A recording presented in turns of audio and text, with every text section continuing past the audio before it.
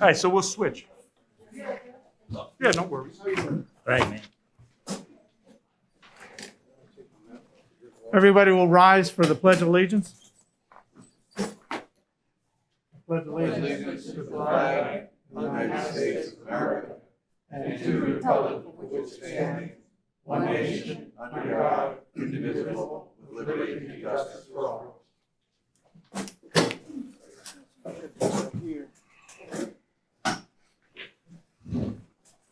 Okay, the first item is the approval of the agenda.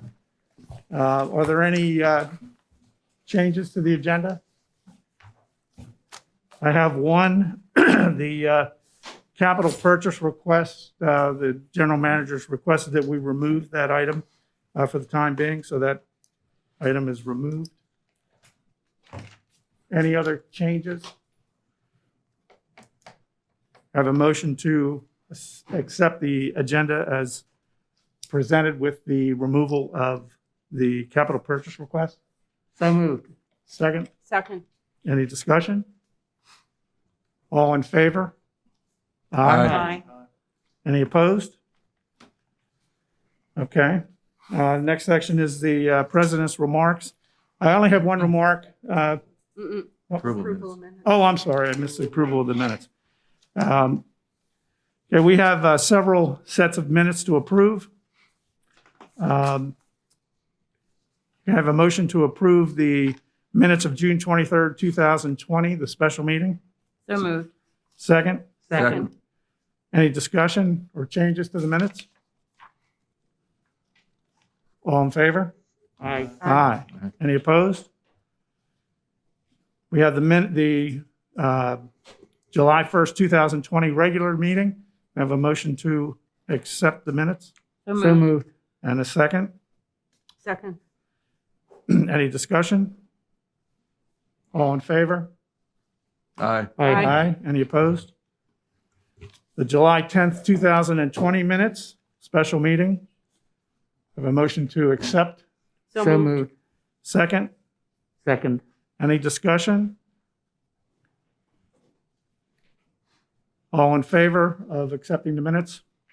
Aye. Aye. Any opposed? We have the August 12th, 2020 special meeting. Is there a motion to accept the minutes? So moved. Second. Second. Any discussion or changes? All in favor of accepting the July or August 12th, 2020 special minute meetings? Aye. Say aye. Aye. We have the August 12th organization meeting, August 12th, 2020. Is there a motion to accept the minutes? So moved. And is there a second? Second. Any discussion? All in favor of accepting the August 12th, 2020 organizational meeting minutes, say aye. Aye. Any opposed? We have the August 7th, 2020 special meeting minutes. Is there a motion to accept the minutes? So moved. And is there a second? Second. Any discussion? All in favor of accepting the August 17th, 2020 special minute meetings, say aye. Aye. Any opposed? And finally, the August 17th, 2020 closed meeting. Is there a motion to accept the minutes? So moved. And is there a second? Second. Any discussion?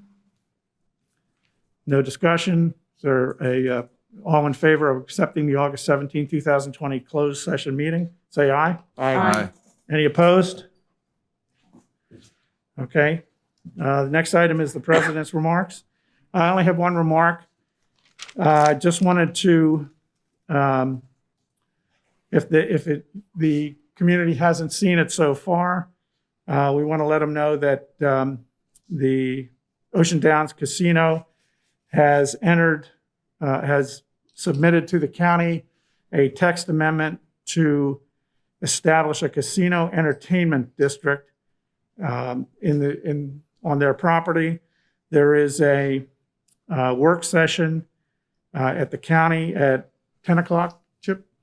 10:30 in Snow Hill, and a hearing on the motion, on the text amendment the first meeting in October.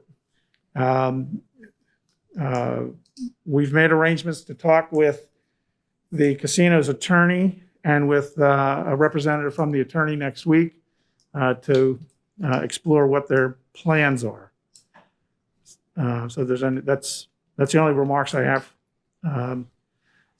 We have a couple guests tonight. We have one guest, I'm sorry, from the Ocean Pines Chamber of Commerce. We have Carrie Bunting. Carrie? Good evening, and thank you very much for allowing me a couple of minutes. I am Carrie Bunting. I'm the president and CEO of the Ocean Pines Chamber of Commerce, and the mask will never stay on my face. I'm sorry. I wanted to come and introduce myself, as I know the board has had some recent changes in presidency and a couple of new members. And as we have since 1975, the Chamber and the OPA, they're really our sister organizations, and we're all going along the same path. And I wanted to let the board know and everybody in the community know that we are here for the community as well as for the business and nonprofits in the area. I have a very close communication network with Debbie and with Josh and with Julie. And, this Saturday, we're having a community expo here in Whitehorse Park. We're looking forward to it. We've got a lot of people coming and the weather looks good, thank goodness. So I wanted everyone to know that the chamber is here to help OPA, to help the community, residents, visitors, businesses, what have you. Without the community, there is no chamber. So we really should work symbiotically, and that's all I really came to say. So introducing myself, and if you have any questions about the chamber or ideas of what we might be able to do to help the board, to help the residents or visitors, you know where to find me. So thank you very much for allowing me some time. Thank you. Thank you. Okay, the next item on the agenda is the Bainbridge project presentation. John Viola and Colby Phillips. John? Okay, thank you, Larry.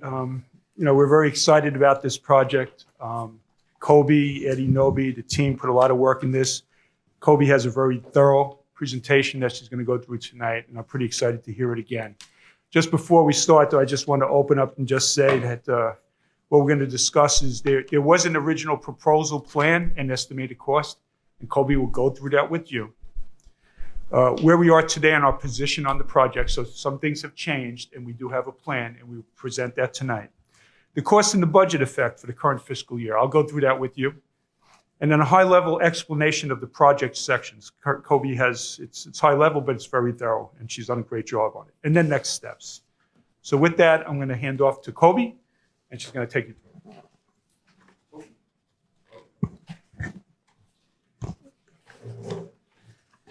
Good evening, everyone. Thank you for being here. I have the handouts because I know that that's probably hard to see. But as John said, this has been a project that's been a long time coming. I know Commissioner Bertino can speak to the 20 plus years that we've been, as a group and as a team and as a community in Worcester County, have been trying to move forward on the Bainbridge Pond area. So what's on the board right now is what our proposal project was. This was our original project scope that we submitted for grant funding, and it was the $2.2 million. With this project, we were looking to put 2 more culverts under Beauchamp Road, as well as the addition to the standalone pond that's in that far left corner, which is over at Windmill or Evergreen, is what you may have heard it referenced to. When we submitted sorry, my mask keeps falling down. When we submitted the proposal, DNR, everybody loved it. Obviously, with COVID, it was scaled back. However, we still did receive 1 of 2 of the largest state grants in the state. So we're going to go to the next slide, please, Michelle and John. Okay, so I got one more I'll jump in on. So Kobe explained where we were in the beginning, and she's going to go through now where we are today and what we're presenting. I just want to go through the financial on it for everybody so you get an idea of where we're at with the numbers and how we're going to fund this. So Kobe's going to talk to you about sections 1 and 2. I'll let her do that. She's got a lot on it. And then sections 3, 5, and 7, the pipes. So those sections, and we're talking about sections of the project, not sections of Ocean Pines. That's roughly approximately around 805,000. That's the estimated cost that we have. We did receive the grant. Colby's told you about the grant in prior sessions, 549,000. So you take the 549 from the 804, just rounded. The OPA expense for the fiscal year 2021 that we're in, we're estimating somewhere around $250,000, $270,000, and we're conservative with that. So how do we fund that? Where is that money? Well, that $255,000 is in the drainage reserve. We have an analysis. Our controller has broken that out, and we show where that money is. So we have about $510,000 left in there. We're going to use around $250,000. So I still have money. The team still has money for the rest of Ocean Pines, any emergency work or anything else we need to do for the fiscal 2021. Sections 4, 6, and 8, and Colby will show you that, could be addressed in the fiscal year, the next fiscal year. There is a possibility of future grants, and Colby will talk to you about that. Okay? All right, Colby. Okay, thank you. So our current project scope, as John just went through, project sections, we were calling it sections, and Eddie clarified that when we say that, people are going to be like, oh, what are they doing in my section? So we're calling it project sections now. So our project sections 1 and 2, which is the Bainbridge Pond and the outfall there is funded by the grant. So project sections 3, 5, and 7 would be estimated cost to Ocean Pines. And sections 4, 6, and 8 have the potential for future grant funding. We are seeking other opportunities of grant funding. Maryland Coastal Bays is working on a REA grant, as well as possibilities in the future for other projects in addition to this. Next slide, please. So I want someone to read that from here. Just to give you an idea of what the scope of the project is. So for project sections 1 and 2 that the grant money funding will be going to, it's the water quality improvement and improved flood protection resiliency through retrofitting of Bainbridge Pond. So we're going to retrofit Bainbridge Pond by making it current with MDA wet pond regulations. We're going to put 4 bays in. 4 bay is a smaller pool pond in front of a larger pool pond. Construction of wetland aquatic benches, a proper outfall structure, and an improved dam embankment or weir. This will help control the water levels and can slow them down with the potential larger storms. With the OPA funding improvements, which would be project sections 3, 5, and 7, we would be replacing current failing culverts, as well as improving the outfall channels. For future grant funding improvements for project sections 4, 6, 8, and this also includes 2, that would be the retrofitting of the drainage swales to remove the limiting confining layers of silt, leaf, and organic material and replace with sand, plant, and soil mixture. This will allow for seasonal infiltration or runoff and provide for further resiliency during storm events. Just to give you an idea of the project pollutant reduction, since this grant is heavily done on water pollution, water quality, and the reduction of pollutions, we're going to be reducing total nitrogen by 1,535 pounds a year, phosphorus by 174 pounds a year, and total suspended solids by 90 tons a year will be reduced with this project. So you can flip to the next slide. So this is project section 1. This is the retrofitting to Bainbridge Pond. So this is currently grant funded. So up to the left where the highlight is Beaconhill Road. The improvements to the existing gravel park road, construction of a new drainage swale, downslope of the park road, and along the rear of those private properties. So that'll help give some cushion to the water that flows in their backyard there. Down on the bottom left, we're going to be replacing 2 twin 15 CMP, which is corrugated metal pipes. They rust over time and deteriorate, which if you've seen some of the culverts in Ocean Pines, I'm sure that you can see that metal rusts and starts to break. And they're going to be switched with a high density poly pipe, which is made from petroleum, and it's harder and more abrasion and heat resistant. It will also last longer. Up to the right corner will be where we propose and put in some of our aquatic benches. This is some wetland plants that will be put in. This will help with the filtration as well. It's also a safety feature, and it will reduce the shoreline erosion there. Down on the bottom right is a 4-bay, which again is the artificial pool of water in front of a large pool of water. And we'll also have the weir, which will help control the flow of the water as the storms approach. We can control that ourselves. 12% of Ocean Pines community is affected by this pond.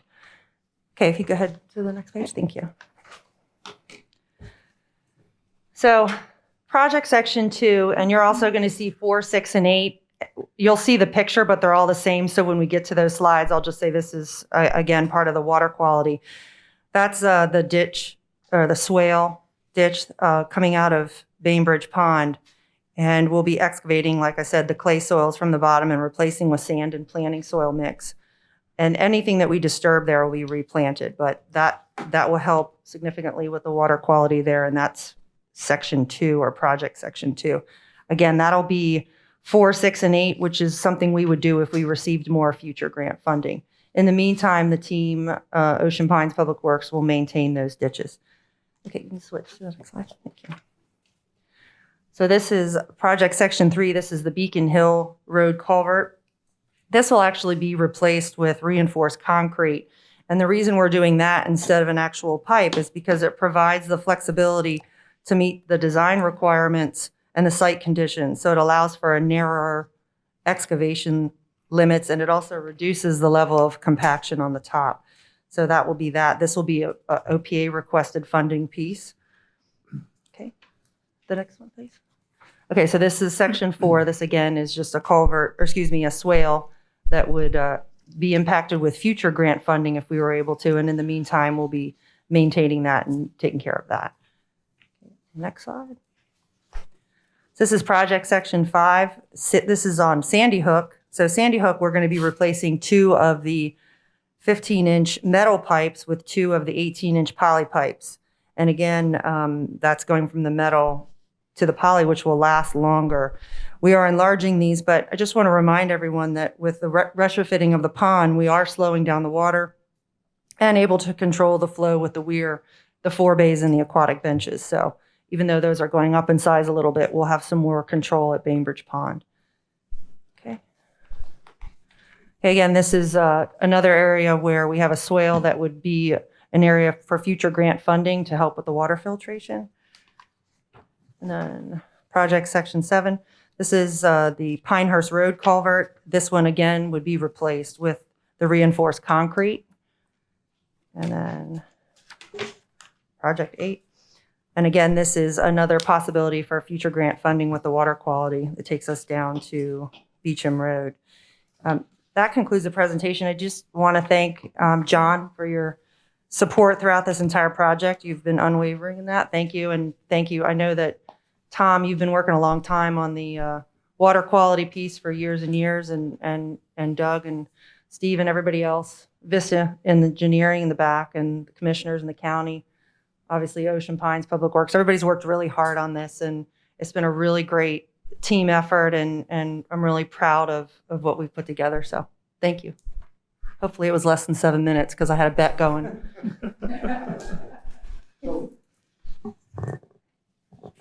Thank you, Kobe. That was very thorough.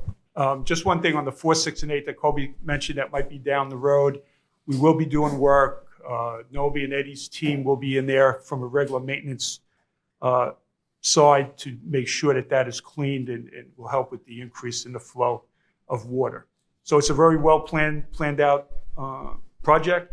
I think it's really good. Everybody's all excited about it. I think she did a great job presenting it. So just next steps, working on an RFP to begin the bid process. Kobe, Eddie, Nobi, I'll be involved too. Presentation to MDPW, approval of acceptance of funds from the county commissioners. And that's one of our major projects. Okay, thank you, Colby and John. I just want to summarize this whole thing before we move on. The whole purpose of tonight's presentation on this project was to bring all the board members up to speed on where we are today, and to talk about the financial impact on Ocean Pines, the elimination of Section 9, 10, and 11, which involved the property across Beauchamp Road, was a significant amount of money. And that at this point has been eliminated. And now as you saw, the cost for Section 1 and 2 is down to about $800,000 overall with the grant money we've received. And as John laid out, we're probably looking at $250,000, maybe $300,000. So in that area. And that money is currently in our reserves. And this is replacement reserve money. So the only thing left at this point, while this is the presentation, we're not in a position to vote on anything at this point because we're not spending any money. However, I know that the county and all the other departments that have worked on this are looking for looking at the board, at this board, whether or not we support this project. So I'd like to see a show of hands for everyone on the board who is in support of this project. So I think you got unanimous support, Chip, and I hope you guys will carry that back. Okay? John, you want to go on with your GM report? Sure. Okay, so what else is the team doing? So RFPs to go out for accounting services and waste services. That should happen in the next week or so. Long-range plan, we put together a team. It's in place, preparing information for the budget process, working with BNF and the strategic planning committees. Just 3 of the main projects that we're working on, and we're going to probably, or most definitely, come on, it's not that bad. So that we will be coming with, they'll probably be at the top of the list, and the team is doing a lot, and they're going to be working with the strategic planning. Well, you heard about the drainage. We're also working on T-Docs. Ron Fisher and Debbie Donahue, along with Eddie and Nobi, they're working with the county, and we're putting together a proposal for 6 slips down at the marina. They'll be non-rental, they'll be for visitors. So that should definitely help with the food and everything else at the yacht club. We're estimating somewhere in the $30,000 range. So we are working on that. I know Nobi's working with the county. Debbie's working on a communication for the local area people, and we'll be coming forward with more plans probably next month. Down at the racket sports, we are looking at putting in a new court. We will not touch any of this proposal will not touch any of the other courts. They will still be in place. But we are looking at what I call a combo court. So what Terry and Tim McMullen are talking about is a court for junior golf, which could also be what I'll call a combo. It'll be for 4 pickleball courts. So they can play tennis in the morning and then go and play pickleball in the afternoon. It's that simple. So pretty excited about that. Pickleball, as you all know, is really just ramping up. We have a lot of people playing. So we do need the courts. With the junior golf, Terry's working on possible grants down the road. And it's also, it will be handicap accessible. We're looking at somewhere in the range of 40 to 70,000, depending on the grants for that. So we'll be coming forward with more detailed plans on that. The yearly golf maintenance on fairways and greens is in progress. If you haven't heard down at the golf course, I'm sure you have. I'm seeing some very positive results the last couple of days. We continue to manage through the COVID-19 situation, communication, transparency, and reporting cases. And Josh and his team has posted CDC guidelines and talking points. Next slide. Okay, so the last meeting I did talk about it. Basically, all our construction projects are complete. But we still have the North Star project. And we did the North Star, which is a project in itself, along with all the construction and everything else. So I do want to give an update on there. There have been questions on it. So I thought the best way right now is to kind of give you a status report or a report card on where we're at, by area, by amenity, and what the completion percentage is. So considering this is a highly customizable software, which no matter what we went with, by the way, we would have to do that. This is where we're at percentage-wise. So the ones I want to point out is CPI, and I am in the process of jump-starting that. And there will be some changes made. Now, first of all, the team itself is new. But I expect the next time that I report that will be a lot higher. But that one is very customizable, and we will jumpstart that. The POS, we're 75% there. We have some plans on that, and we're going to start testing it and seeing how that works to make sure that's acceptable to our food and beverage group. All the rest of them are pretty neat. I know the website's 50%, but I'll be meeting with Josh, but I know him and Julie are all over that. So basically, we have initiatives open item log prepared. We go through that each week. There's meetings, there's calls on it. Many of the team has stepped forward and been super users on this. Just some of the names come to mind: Kathleen Cook, Julia Johnson, Ruth Ann, Debbie Donahue, and now Josh. So Josh Vickers. CPI was jump-started in September. Changes were made. Okay, next page. Still in the range with that as far as budget. I did update the board and everybody else that I do project that one would be probably an estimated $100,000 more, which was not surprising considering the price that we paid and where we're at with that. All right, so let's look at the financials. Let's look at the month of July. So let's go over to the column on the right. So we are favorable for the month of July, $318,000.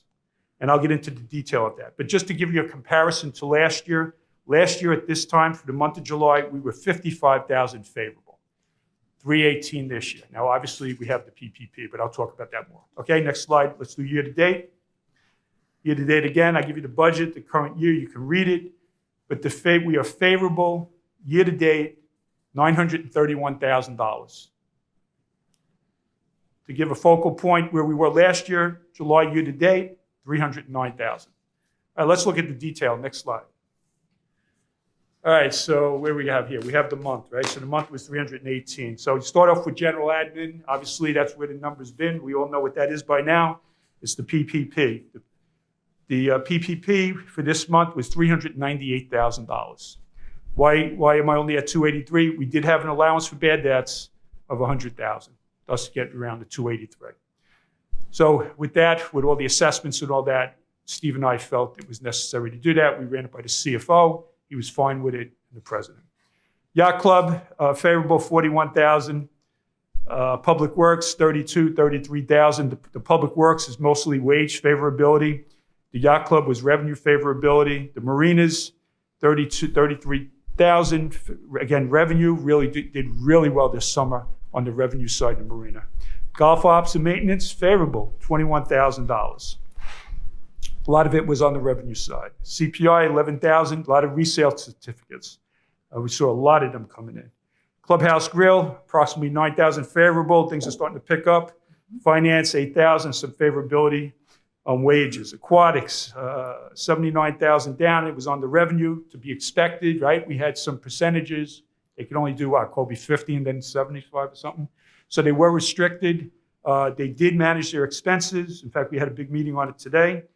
So that's around $79,000 to the negative. Beach Club, $27,000 to the negative. Obviously, we didn't sell a lot of parking passes with everything going on, especially in May. Rec and Parks, down $23,000, some revenue unfavorability. Again, they were limited to how much they can do. Net operating, though, favorable because of the PPP, right? $398,000. We're favorable, $318,000. All right, let's do year-to-date. Let's see where we are. Again, the general admin, favorability, $980,000, right? You never see numbers in there. It's the PPP, okay, with some allowance for doubtful accounts. So we've basically, at this point, utilized the $1,143,000, okay? So we won't see that going forward. Public Works, general maintenance, $200,000. Again, a lot of the deferred maintenance with the COVID-19 and the new construction and everything. We got favorability there, as well as some open positions and wages. We did cut back also because of the COVID-19. Yacht Club, $105,000. Keep in mind that the Yacht Club and the Beach Club numbers, they are net of the PPP. So the Matador companies, they did receive it right after they saw that we had it. They applied for it. They did receive it. I think it was around $250,000. Opposite of the way we did it, where we show all our amenities and departments without it, and that's fine. We've been through this, and the accountants and everybody's fine. I'm fine with it. Their numbers are net of it. All right. So the Yacht Club favorable after the PPPs are $105,000. Finance $32,000. Marinas $25,000. You know about the revenue there. The police, they have favorability. I should have some wage favorability. We did fill a lot of different slots. New chief, new lieutenant, new inspector, and of course with that comes some favorability. The Beach Club 9,000, again, the Beach Club has the PPP in there. So if there was no PP for that in the Yacht Club, they probably would have been negative. Other 11,000 aquatics, okay, let's keep in mind, limited percentages, COVID, I think they did a great job. Managing through the COVID wasn't easy, 193,000. Down, most of it is the revenue, but they did have expense favorability. Beach parking, same thing, 189,000, that wasn't gonna come back. We lost that like everybody else. Golf ops and maintenance, down 40,000, surprising golf. Everybody's coming out and playing golf with the COVID-19. That's not a bad number considering we lost one of the biggest months we have is May, and we lost it. So that, I thought the number would be bigger. I got to tell you, they're coming, they're playing, the place is packed, and I hope it continues. Rec and Parks down 38,000. Again, it's mostly the revenue, the camps, everything. They were restricted, just like aquatics and everything else. Racket Sports down 9,000. Total number 931,000.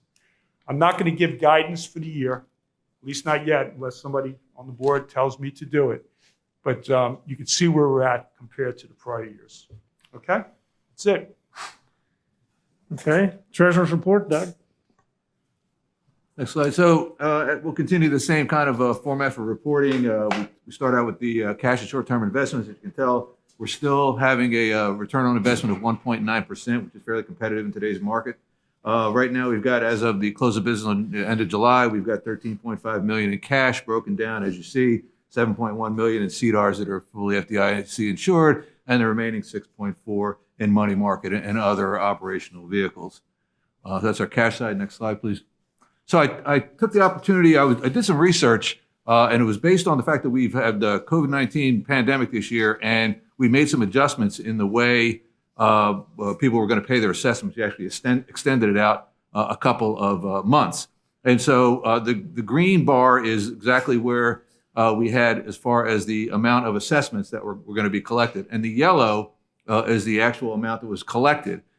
Be advised that the yellow is all reflecting September 1 of that year. So if you start on the far right, that's fiscal 20 or 15-16, all the way to the current fiscal year on the far left of fiscal 2021. You see the percentages in there. We've been averaging, above, 94, 95% collection. And again, but that's, again, let me remind you, that's only reflective as of September 1. If you look at the 92% that we have for this year as of September 1, I think it's pretty good considering. However, please note that 92% accounts for a $708,000 shortfall in the amount of assessment money that we would have budgeted to collect. So just another interesting tidbit of information. I tend to look at trend analysis as we look, across fiscal years.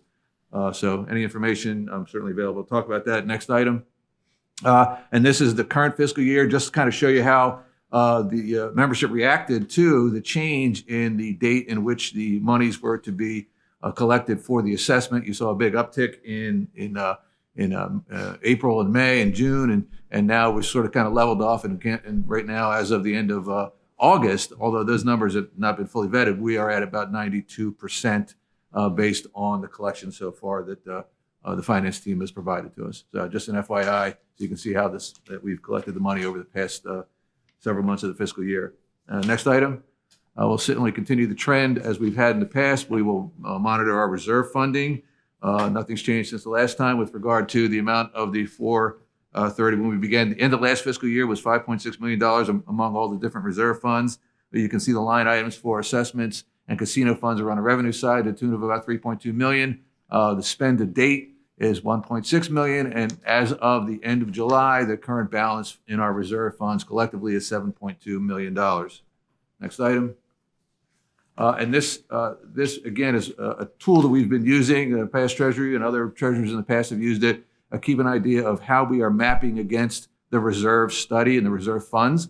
You took the projects that we have expensed over this past year, and we're starting to make sure that we manage both the expense side and where we are with the balance in the reserve funding with a target at the end of this current fiscal year of $5.05 million. And that's assuming we stay on track with all the current spending that we've planned.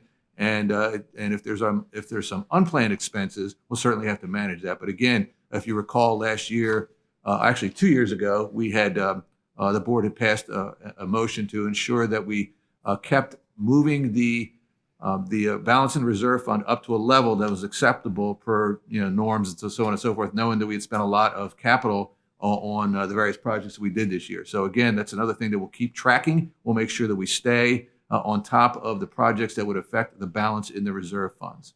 So that's it. Okay, thanks, Doug. All right, public comments? Do you have any public comments tonight? If you do, your name and your address? It's Scott Richards, 141 Pinehurst Road. And I just wanted to thank Colby and her team for the drainage project, because it's no fun having your house surrounded by 7 inches of water. But I did have a couple questions. I see the engineers are gone. I guess are you berming Bainbridge Pond to increase its capacity?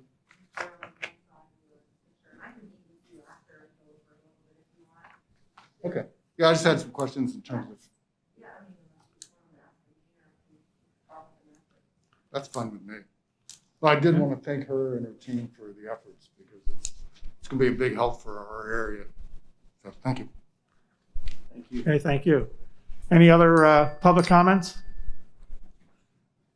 All right, seeing no further public comments, we're going to move on to, there's no CPI violations this evening.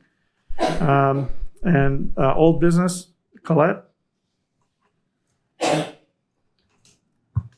Yeah, this is the second reading on request for approval of revisions to Resolution CO1. The revisions to the purpose and effect is that the revisions to Resolution CO1 add a charging document that is meant for use by advisory committees and the board to articulate to each other specific tasks or requests that they have. And these revisions also set forth a suggested outline for advisory committee meeting minutes so that they're standardized.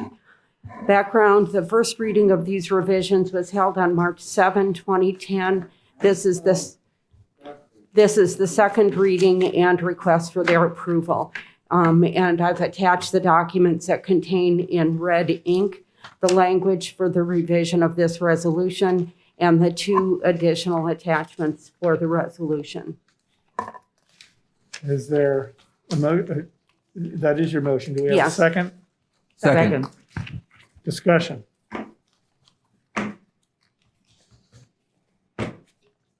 Seeing no discussion, is there all in favor of the motion to revise Resolution CO1? Say aye. Aye. Any opposed?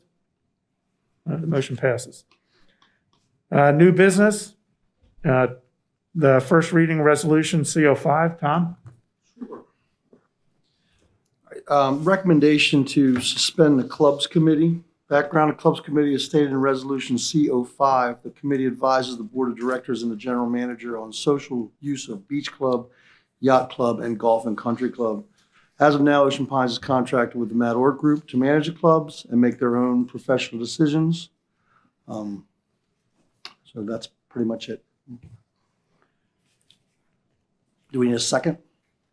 No, it's just a first reading. And I'd like to say, honestly, if I could, I thank the Clubs Committee. I was a liaison for the Clubs Committee. I appreciate all they've done and all the things, all the information that they've given to the Org Group. And well before that, when Ocean Pines was running the clubs and the Yacht Club and the Beach Club. And it's just a matter of the fact that we have a professional organization running it, and they have their own ways of running it. And we'll still take any suggestions from them to the board, to myself, to anyone, and forward them on to the Matt Work Group. And they usually follow through with anything that they feel that needs to be taken care of. So I want to thank Gary Miller, who's the chairperson of that committee, and the rest of that committee very much for putting in their time. It's always been so hard to get people to come and be on these committees, and they were very dedicated. Every meeting they had a quorum, and I really appreciate it very much. This is no reflection on them at all. It's just a simple fact that we have a management company that we brought in to run it. They're running it successfully, and they have listened to a lot of the suggestions that the Clubs Committee has put forward. So.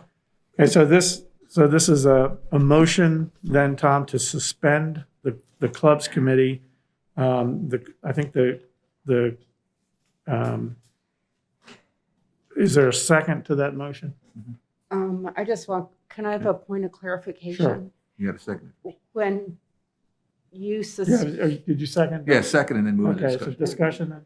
What? so suspension means that the committee is not disbanded or eliminated.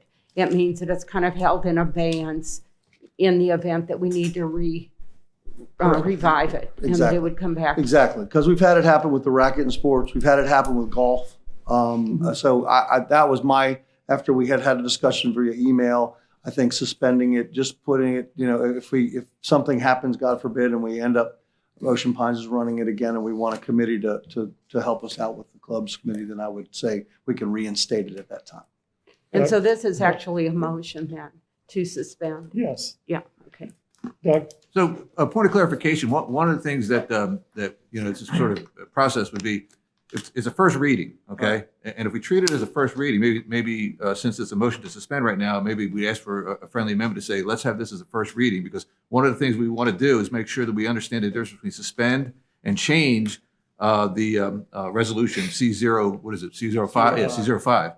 So with the idea that, following the proper protocol, again, to Colette's point, if we have to reinstate it, what's the best vehicle? If we treat it as a first reading, it gives us till the next meeting to go and research the fact that does it make sense to suspend versus change the resolution, or do we only have the option of changing the resolution? Either way, I'd say we do our homework and get it right. We can invest in the Bylaws and Resolutions Committee, some other research. That'd be my suggestion, to take it that way. That's fine with me. We can go do a second reading next board meeting, and at that point, we can make form a motion to do whichever is deemed appropriate. Well, we have to make a decision. If we're going to do the first reading tonight, then what we're looking at is elimination of CO5. So, and then that would entail a second reading. But if we're talking about strictly a motion to suspend the committee, that's different. So, Todd, it's your motion. Are you moving to suspend, or do you want to do a first reading and take Doug's friendly amendment as a first reading, and then let us go back or go back and get back to us in October as to which way you want to go? The clubs committee hasn't met obviously in 6 to 8 months anyway because of what was going on, and there was and at that time we had discussion about the limited availability they had to get in touch with the work group, and they didn't think that they were bringing a lot to the table now that Matt and Ralph were doing such a great job. So for me, I personally wanted to just have it as a motion to suspend the clubs committee. That's where I wanted it. It was you had mentioned that it should have been a first reading, so I wrote it up as a first reading, not as a motion.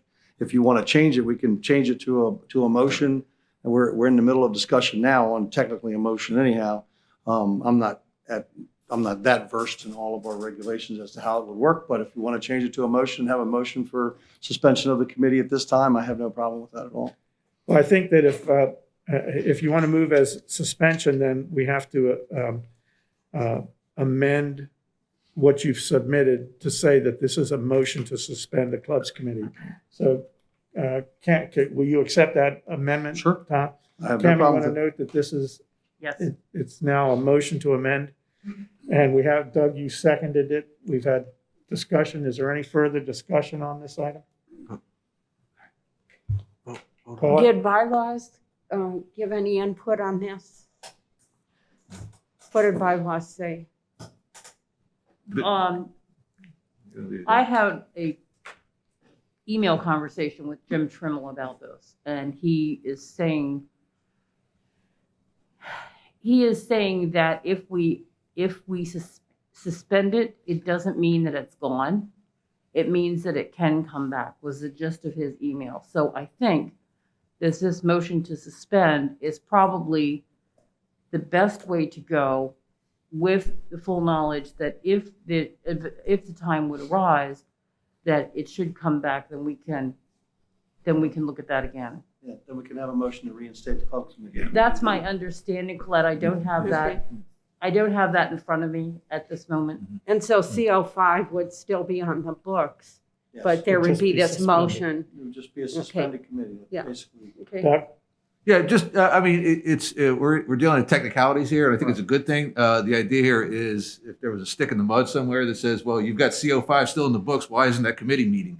I wanted to go to a meeting of the clubs committee. We've got to be prepared to, support, the decision. I think it's fine. I did suspension, the reason I suggested a first reading is that it allows us to go back and have that discussion, make absolutely certain that we can do that, and maybe come back next month. I mean, But honestly, I'm fine either way. If we suspend it, we find out, we can always come back in and say, hey, we're going to correct it next month.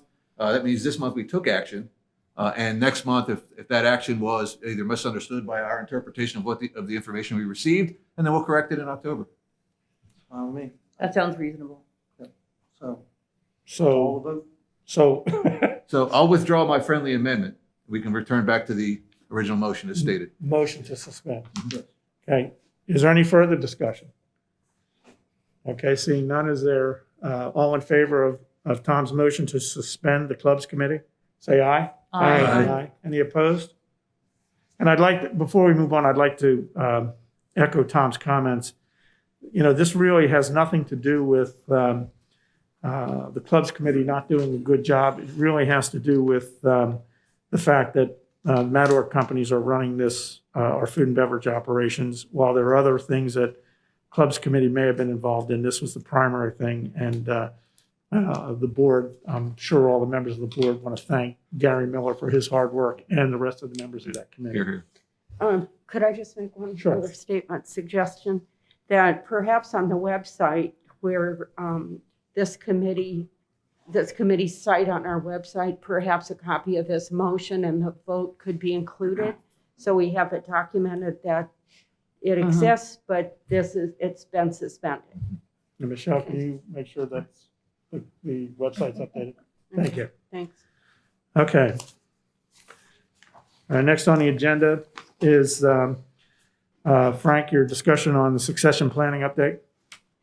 Yes, the topic is the succession planning update. This discussion is to update the board and community on the status of succession planning initiative currently underway. And the background is the lack of succession planning within the Ocean Pines administration has been identified both by management and the board as an area of concern that requires action. To ensure that the board and management have fulfilled their responsibilities for an orderly transition at both the general manager and staff levels, a succession planning process has been initiated. The attached documents are intended to bring everyone up to speed as to what has been done and what are the plans in this area going forward. The first document, just to fill you in on what has been done and some points, we have reviewed the general manager required qualifications and skills document. Essentially, that document, which is attached, is a position description that has been somewhat modified to reflect skills. And then there's a second document prepared by the GM that really John prepared that shows the skills that he uses every day to manage the association. And he is going to rank those in terms of importance. And those two documents will be used going forward to do some of the assessments that we talk about in a few minutes. What we are asking is by September 18th, that candidates declare their interest in advancing into the GM role or level 1 positions. And let me explain what that means. There are two areas of succession planning. The first is potentially succeeding the general manager at some point in time. The second is moving into positions that report directly to the general manager. So there's two levels of succession planning that we're discussing here. By October 30th, we would like what we call two-part skills assessments completed and reviewed for all level 1 positions and the GM position. So the way that we anticipate this working is for the GM position, people will declare their interest and there will be a two-part assessment. One part, the general manager will assess skills The second part, the interested candidates will do a self-assessment of skills. Then there will be a review of that. And from that review at the GM level, if you will, an action plan on covering areas where skills are required that don't currently exist in the candidate's inventory to move up the ladder. At the reporting level of the direct reports to John, that process will occur between the department head, the general manager, and the candidate, and will have no board involvement. The GM succession planning, when the assessments are done, will be presented but to the board, and we anticipate that will be done by October 30th. And then on November 18th, we'll have a closed session discussion where this assessment from the GM and the team and the candidate is presented to the board, and we see those documents. And then there's some points just that we wanted to bring out. First, the succession planning involves the general manager and staff levels of the organization. The staff level organization planning will involve the GM and his direct reports. The GM succession planning will involve the GM, his level 1 and 2 reports, and the board. The first formal update to the board should be presented in October 2020. So sorry, I have 2021 there. At the staff level, individuals interested in moving into level 1 positions, those reporting to the general manager will be asked to declare their interest in doing so. Individuals currently reporting to the GM and those currently in level 2 positions interested in potentially moving into the GM role will be asked to declare their interest no later than September 18th. For individuals moving into level 1 positions, the GM, HR team leader, incumbent department leader, and individual will conduct a 2-part skills assessment. Part 1 of the assessment will be the interest individual's competencies by the incumbent department leader and the GM. Part 2 will be a self-assessment by the interested individual. Then the GM, department head, and HR team leader will then review both assessments with the individual, identify shortcomings related to knowledge and experience, and develop suggestions and/or actions to address these shortcomings. No board involvement at that level. Interested individuals in the GM position will also participate in the 2-part skills assessment. Part 1 of the assessment will be the GM evaluating the competencies of the individual based on the general manager required qualification and skills document, which is attached, and the current ability to fill the ranked GM skills and ability criteria, which is attached. The interested candidates will also be asked to complete a self-assessment based on these documents. Upon completion, both the GM candidate and HR team leader will review the assessments, identify shortcomings related to knowledge and experience, and develop suggestions and/or actions to address these shortcomings. The results of these meetings will be presented to the board in closed session. And what's kind of important, this is an open, transparent process with the exception of the evaluation of the skills in this step. That out of necessity under the HOA Act is closed. However, if somebody's interested in moving into one of these roles and they want to come up to somebody and say, look, I've had this assessment and, it's kind of like I need some experience in this area, or somebody said this and, how do I act? They can certainly go talk with their spouse, former board members, somebody that they trust to get advice. There's no silence on the part of the candidates. The secrecy is on the part of the board and GM. The other thing that's kind of important, it's anticipated that individuals will enter into this process and exit out of a process at different points in time. There may be no interest today, 6 months from now, there may be interest, and this is going to be an ongoing process. Similarly, somebody may be interested today, and after 6 months, they might say, really after looking at it, this is too tough of a hill to climb. So they're going to exit out. So that can happen, should be anticipated. Could be anticipated somebody exits out and then comes back in at some point in time, because things happen. It is also really important to understand this is not a performance appraisal. It's a determination of readiness for promotion is intended as a personal development tool. So if somebody says you're short of these skills to move into this role, it does not mean you're doing a bad job. It means you need to develop skills in this area to take a step up. And the next documents are the modified documents, this qualifications and required skills, and the checklist that John has developed.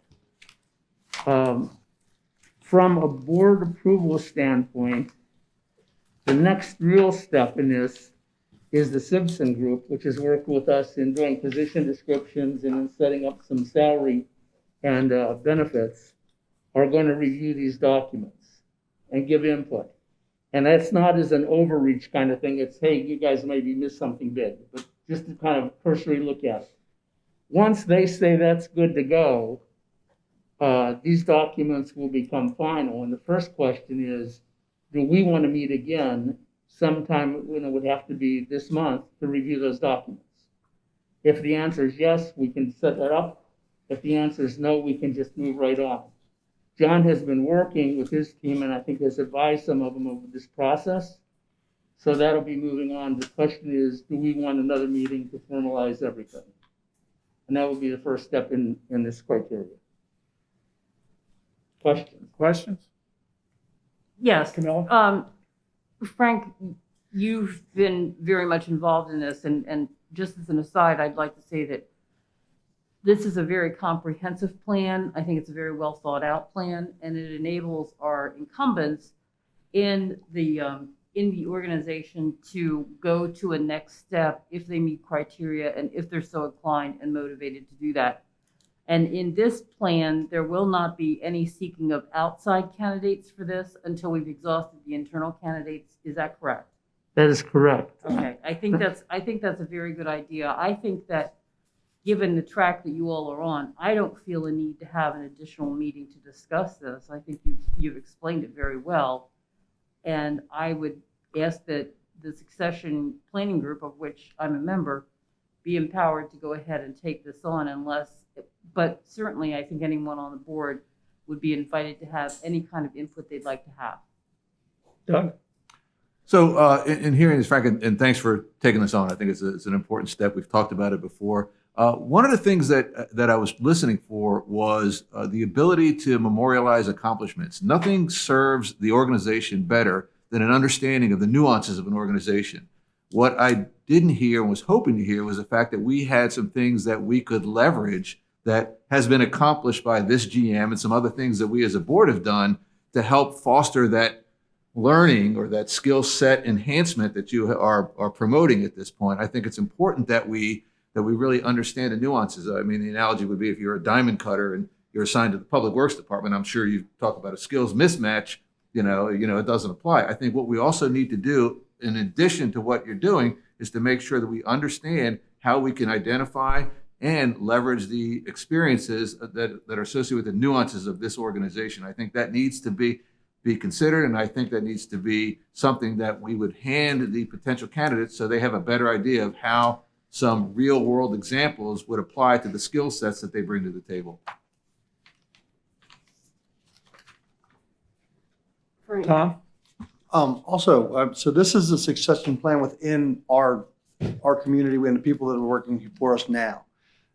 Is there a timeline on how long this goes on before we go outside of Ocean Pines and start looking for a GM? Because I know John's contracted for another year and a half.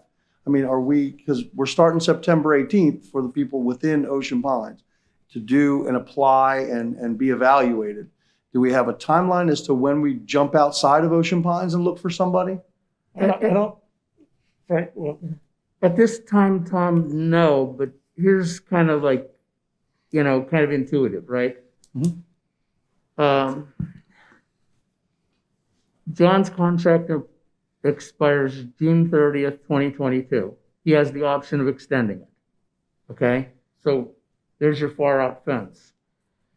I think intuitively, if you want a general manager successor, if John indicates that he is going to opt out at his end date, to be in place for the creation of the budget for that year.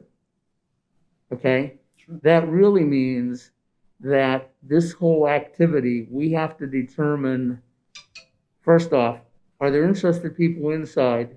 And are interested in people inside capable of doing John's job by this time next year? Right, no, I got that from That's by this time next year. And that would be basically the timeline. And I think we get our first insight to that because right now, to be honest with you, I certainly can't tell you how many people are interested inside. We haven't seen that skills assessment, and we won't see that until really October, November, which is a timeline that we have to do to fulfill some obligations that we have contractually to John. So I would say about at that time, we should be able to say, this is our first look at something and whether we should be doing something in the time frame. If I understand this correctly, then this is not an application process. This is an assessment process. And this team has put together information that already exists and with input from the general manager as to what he sees the required skill sets. We're going to get citizens' involvement. And it's more of an evaluation process. We do have almost 2 years, unless John extends. And I'd like to make it clear to the community that, this is no way, the board is not trying to push John out. This is a process that needs to be developed, whether it's John or anybody else, so that we have a list of criteria, skill sets, and experience for any general manager that takes over this position going forward. So, all right. Colette? Yeah, I see it as kind of an ongoing process that even after John's, because, if he leaves, that it is filled, that we would continue to update these criteria, continue to have a process in place where we're constantly looking at developing from within, moving up to the tier 2 to tier 1 to GM. And to speak to Doug's comment about memorializing, I think if you look at the list that John developed, that really highlights some of the key accomplishments that he was able to achieve, skills that he brought with him, but the skills that were necessary for the level of success that we've seen and some of the accomplishments, the financial analysis work that he's done, the management of an outsource, developing knowledge of the culture within Ocean Pines, the stakeholders and so forth. So I think a lot of that is in here. Yeah. But I think you're correct in stating that we probably need to have maybe a manual or something that captures this in black and white. Yeah, Yeah. agreed. I was, I guess my point was trying to go, yes, those are there, but they're sort of generalistic in nature.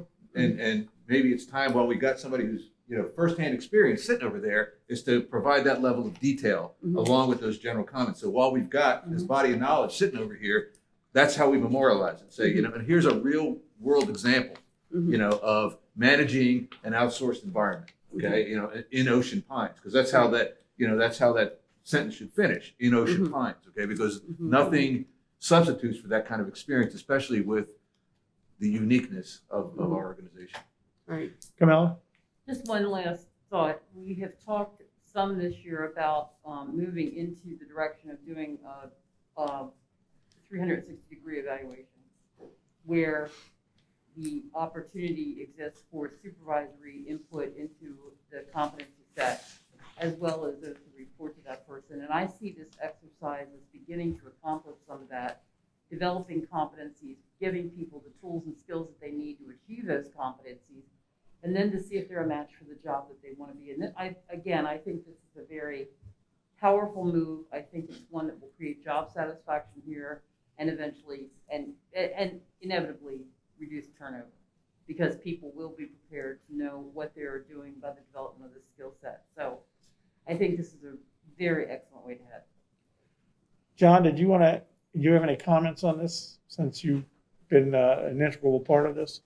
So Actually, I just found that last comment very interesting on Camilla with the 360. I'm a big fan of it. I have a lot of background in it. I haven't heard that yet. I have spoken about it. That's definitely something to the culture here. I know Simpson has background in it. I've spoken to them before. I'm definitely interested in that, adding that. I think we should explore what Camilla just said. Colette? Yeah, and John and I had preliminary discussions, and Michelle, with the Simpson Siegel group today. We gave them a thumbnail sketch of this. They were very positive, felt that we had done a lot of the work that they would have recommended we do. They're going to review all of these documents and come back with a proposal to John as to what further work they may do as consultants to support this process, and anything that they feel, maybe is missing or that needs to be edited or modified. So. Any other comments or questions? All right. All right, let's move on to the appointments, and we have 4 of them tonight. I'm going to go ahead and read all 4 if we can, and handle it with one motion if that's acceptable.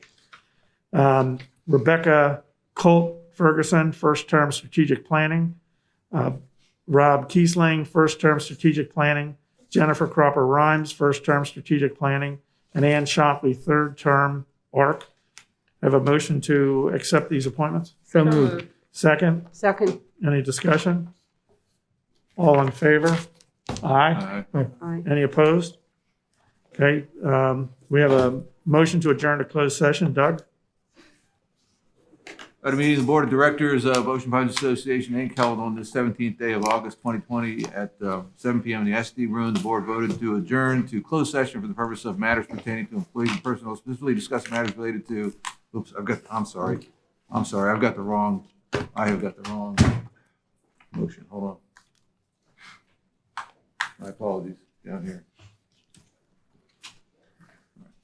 At a meeting of the Board of Directors held on this 9th day of September 2020 at 7 p.m. in the SD room, the board voted to adjourn to closed session for the purpose of discussing matters related to board policy and the relevance of actions of board members as forbidden by the Maryland Homeowners Association Act, Section 11B, 111-4, subsections 2 and 7. Second? Is there a second to the motion? I'll second it for discussion All right, so purposes. discussion? I have a discussion. Tom? I didn't think we could go into closed session unless it was a discussion regarding employees or actions taken with them that employees were going to be discussed.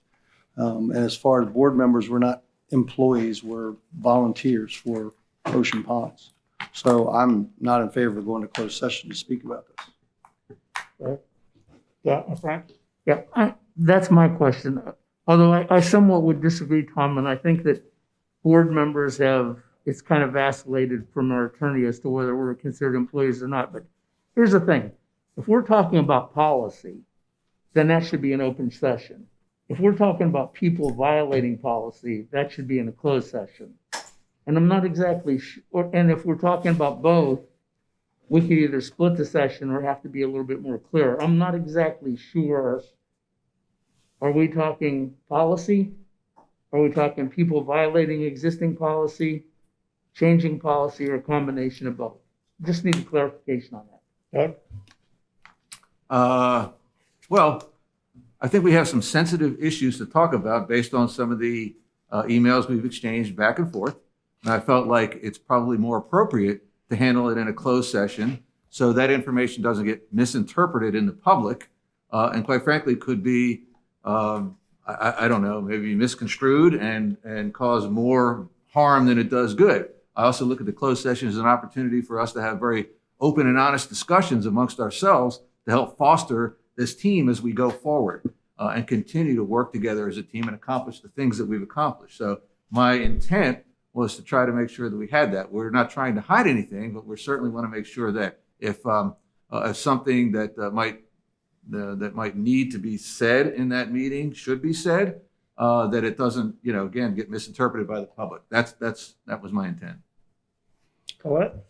I'm not sure. I'm not sure that this discussion needs to focus on past violations or perceived violations of the policy.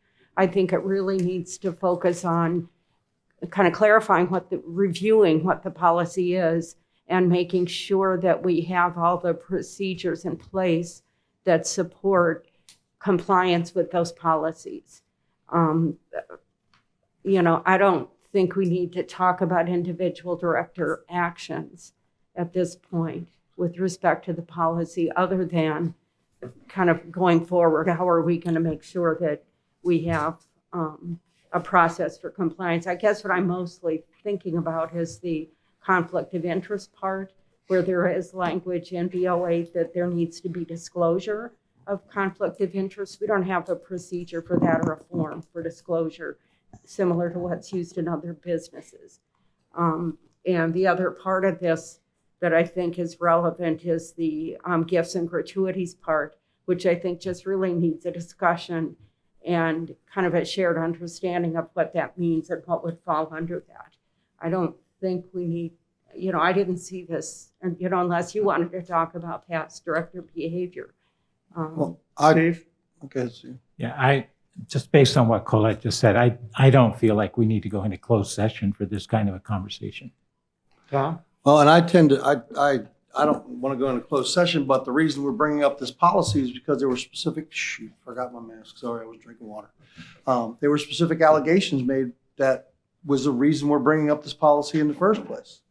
So I have no problem speaking to those allegations if that's what we're going to do, and why we have to review BO8 again, even though everybody's read it and knows what it means. I mean, we don't need scolding each other and telling us what to do based on the rules and regulations for ethics and conduct. I don't need to stay here and be scolded and told what I can and what I can't do. I can read them. I'm good. I know how to do that. So to me, it seems like if we want to lay this out in front of everybody, I'm happy with that. I have no problem. Camilla?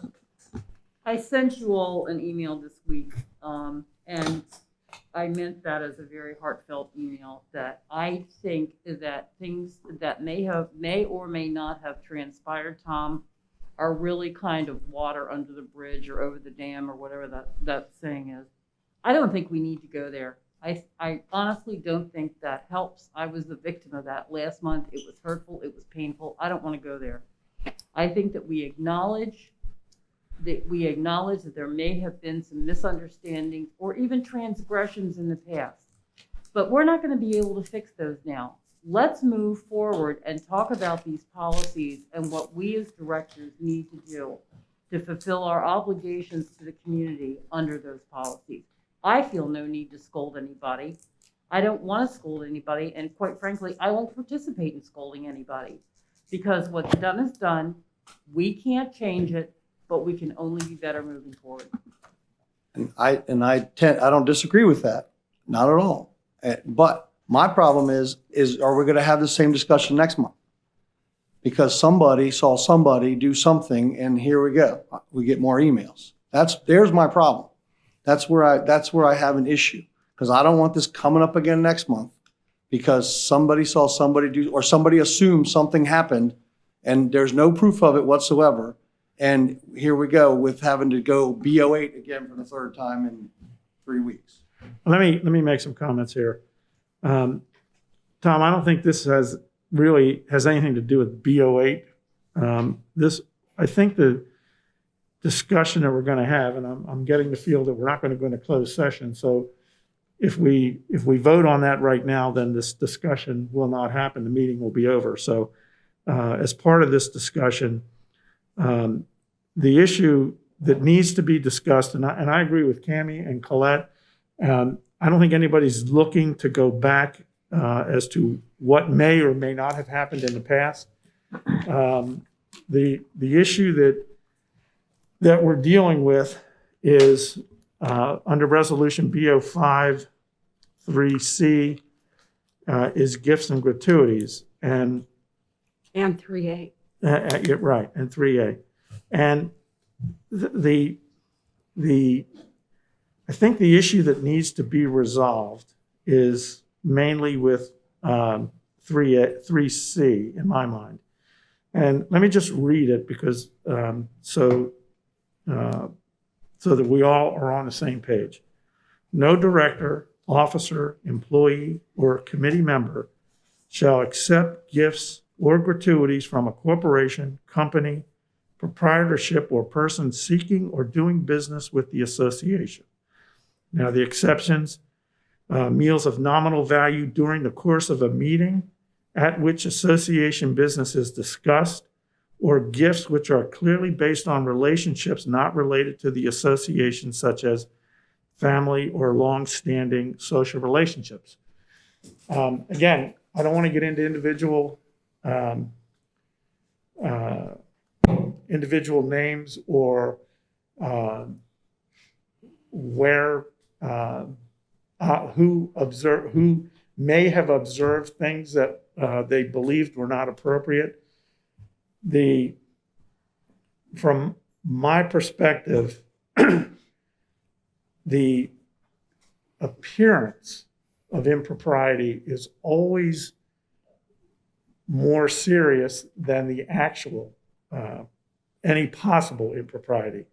And if that as directors and leaders in this community, if community members are commenting or complaining about what they believe to be impropriety, that's an appearance and that's a problem. So I think my goal, if we're going to talk about this, is to make sure that we as a board, as the leaders of this community, as well as our employees, or any committee members, as the conflict of interest states, are not accepting any gifts, gratuities from any corporation that we're doing business with. That's the issue for me. Doug? So I'm not really, focused on the conflict of interest. If we're not going to have a closed session meeting, how do we express concern with the way a situation was handled amongst ourselves? Because that's really what I wanted to discuss with everyone, how a situation was handled. And, just kind of get some feedback from everybody. So, it could have been maybe I misunderstood, the way things were handled, but I had a real question about how things were handled, and quite frankly, a little bit of a concern as to how things were handled. And that's what I wanted to talk about. Okay. Yeah. Camilla? I think that we need to do some self-examination on where we as a board feel that there is, that there may be an appearance of conflict of interest. And I would suggest, and certainly all of the organizations that I have been in previously and served on boards previously, I had to sign a conflict of interest statement. And if I felt that there was something coming up, or if one of my colleagues felt that there was something coming up that would lead to a conflict of interest or the appearance of the same, that would be identified by the person who was thought to have a conflict or someone else on the board. And I think that if we've identified potential conflicts and signed a conflict of interest statement that you will not participate in any of those decisions regarding that particular entity, we're going to be miles ahead. And even something as silly, or not as silly, and I didn't strike that, something as uncomplicated as when I was asked to take over the leadership of the tennis group. And then knowing that I was going to have to come back and sit here with all of you to discuss budget, etc. I talked to some of you and we agreed that appeared to be a conflict of interest. So should I have done that or not? After talking to you, I realized that I should not have done that, but if I had done that, I would have to recuse myself from any votes on that. And that's what I would ask us to do, is to identify among ourselves or internally where we might have a perceived conflict of interest. If one of us owns any part of goods and services that are accrued to this organization, then that should be disclosed. And we should figure out how to deal with that. And perhaps that information is not brought forward by the individual involved. I don't think it's that hard. I would be happy to develop a conflict of interest statement. I've done this a million times before. So I think that's what we need to do. Colette? So I think we have three things going here. We have the gifts and gratuity issue that Larry talked about. We have the conflict of interest, which talks about situations under which recusal from discussion or decision-making needs to be clarified. And we have the issue of how a situation was handled. And I think how the situation is handled cannot be discussed without discussing past transgressions. And that would, in my mind, justify going into closed session for that part of it. I think this other part, I endorse what Cammie says, that we do need to provide supporting procedures for a conflict of interest part of this policy. I think the gifts and gratuities issue was fairly laid out by Larry, and I think what we would maybe request of each other is that we endorse what that means, that means that if gifts and gratuities are offered, that we gratefully decline, because we should not be accepting those. And then we could go into closed session to discuss the issues that Doug is raising. Yeah, because you're talking about the gift and gratuities, and everybody knows what we're talking about. But the simple fact is, there were accusations made in the beginning of that email that you sent out that I have the biggest problem with. That's where I take issue with this whole thing, and I'm more than happy to talk about it in public or in private. But if you're going to make accusations and then go, and now we're off on a whole tangent of gifts and gratuities, but I'm not satisfied that the accusations and where they came from. We have people every day that accuse the board of doing things every single day. We have them in the paper. We have them in public. I was sitting at Burley Oak yesterday and heard 5 people talking about some issue that the board of directors had responsibility for, and if they want to do it, they can pay for it themselves. Luckily, they didn't know I was on the board. So, but my fact is that there's a lot of issues that come up. But for just a blanket email statement that this is what, an accusation of something that happened, I take a huge issue with it. And it's up to you guys. You could decide to go to closed session if you want, but I will vote against it. And that's where we are right now. It's either closed session or not, and the meeting's over, as far as I can tell. Yeah, I really like the way Colette framed it. To me, in my mind, the B0, the conflict of interest and stuff, that's easy stuff, okay? You can just sign and say, yeah, you know what? Maybe there was an appearance that there was some impropriety. Okay, guys, don't do it anymore. Done, okay? It's more important to talk about what I'd mentioned, and I do not think, the way I kind of think in terms of, is this discussion that we're about to have going to benefit Ocean Pines, okay? In other words, is any outcome of this, people's interpretation of what people say, how they act, what they do, going to benefit Ocean Pines. And I feel like there's some things that need to be said in a very constructive way that probably should be said, and I quite frankly feel very strong that should be said in a closed session so that we can be open and honest with one another. And I don't think we're at a point where things are egregious or we're at critical mass here. I just think it's important that we kind of level set things so that we understand going forward. Again, the conflict of interest, that to me, that's a non-issue. Okay, it's pretty straightforward. Not so much worried about that, but I am worried about what I mentioned earlier. Well, as a legal point, does the Maryland HOA Homeowner Association Act allow us to do that? If it is, because it regulated says just because we don't want to talk about issues that the public doesn't understand, we can go into closed session? Larry?